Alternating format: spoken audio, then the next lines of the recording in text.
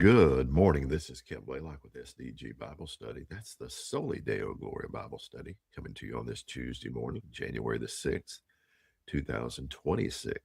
Hope everyone is doing well as we're getting into the week, and I hope you're ready for the reading of God's Word this morning as we continue in the reading from the reading plan as it happened, a chronological reading through God's Word.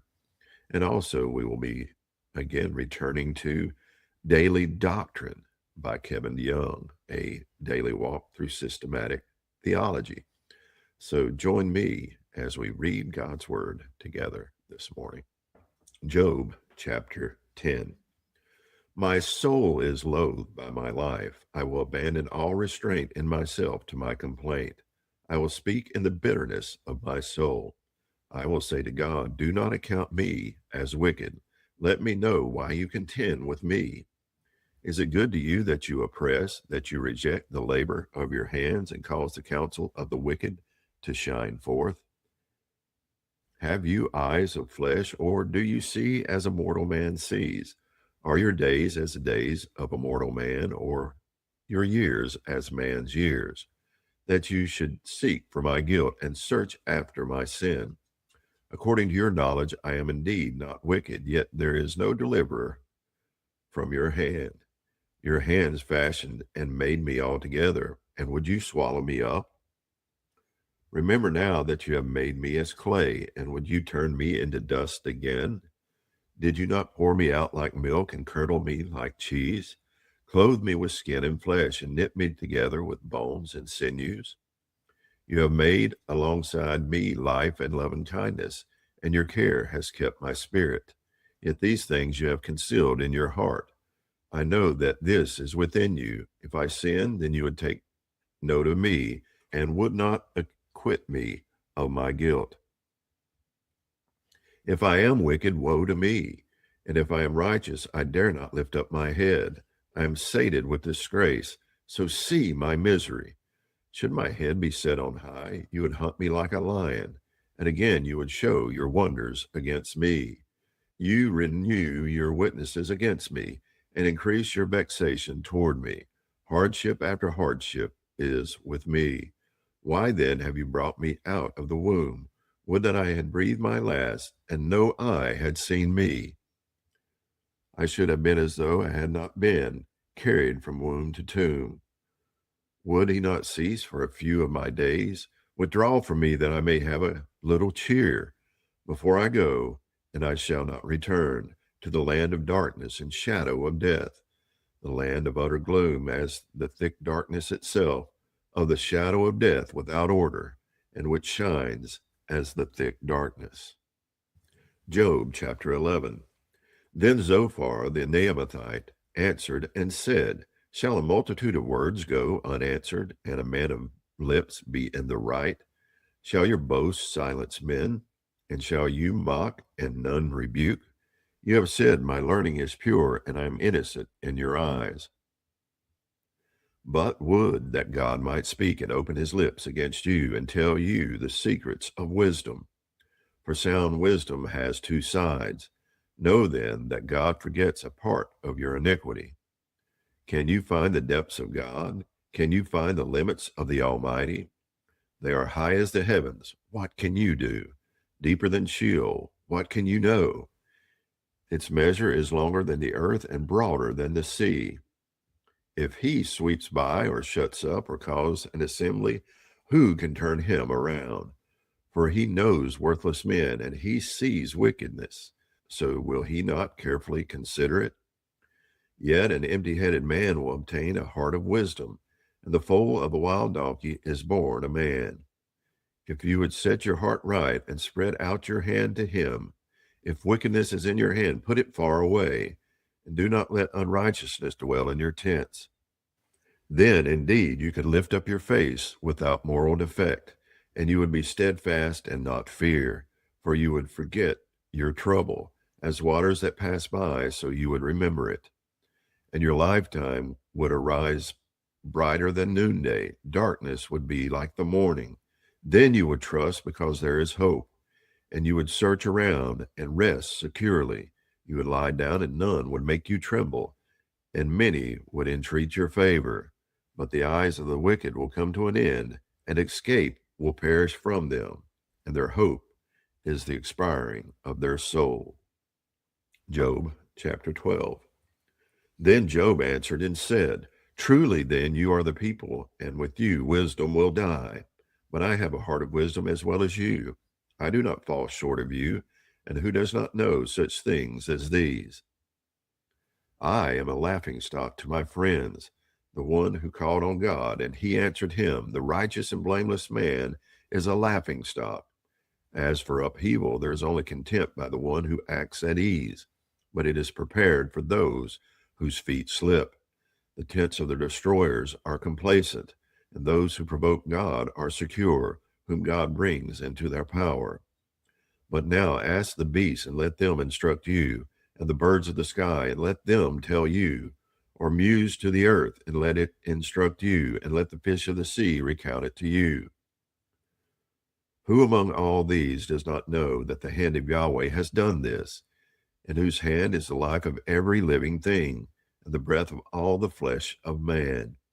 Does not the ear test words, as the palate tastes its food? Wisdom is with aged men, with long life is discernment. With him are wisdom and might, to him belong counsel and discernment. Behold, he pulls down, and it cannot be rebuilt. He closes a man in, and it cannot be opened. Behold, he restrains the waters, and they dry up, and he sends them out, and they overturn the earth. With him are strength and sound wisdom. The misled and the misleader belong to him. He makes counselors walk barefoot, and makes fools of judges. He opens the bonds of kings and binds their loins with a belt. He makes priests walk barefoot and subverts the enduring ones.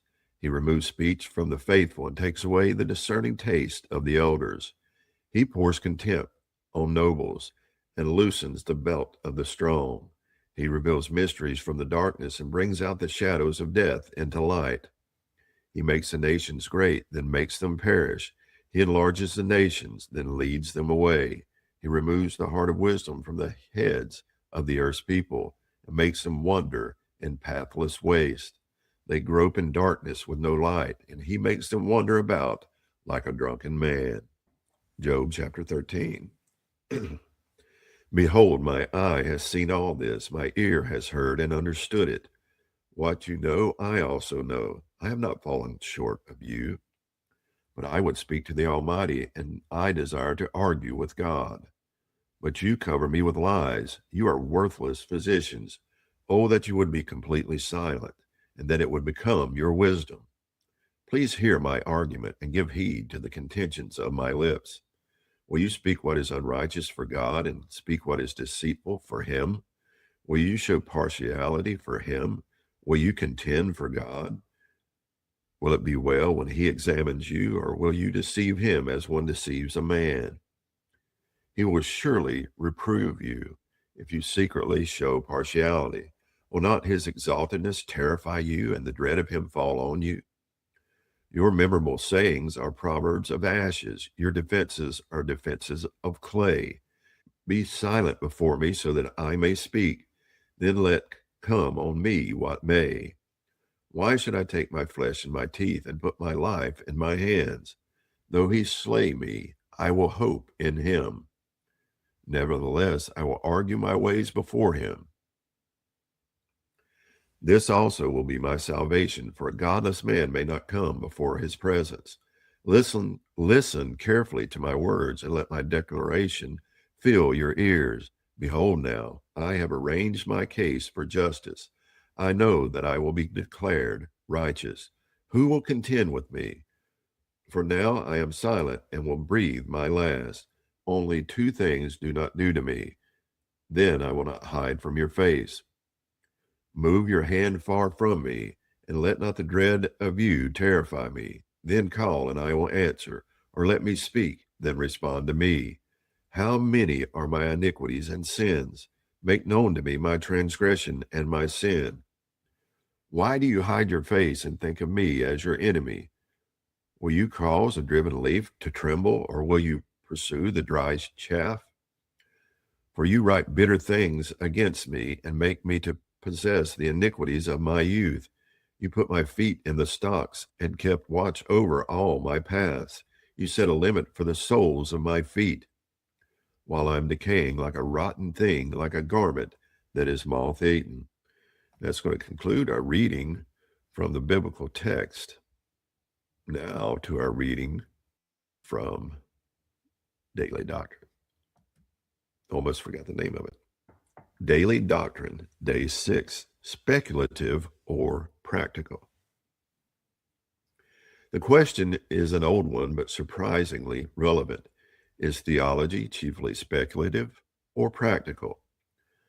From our vantage point, the answer seems obvious. Surely, theology must be practical.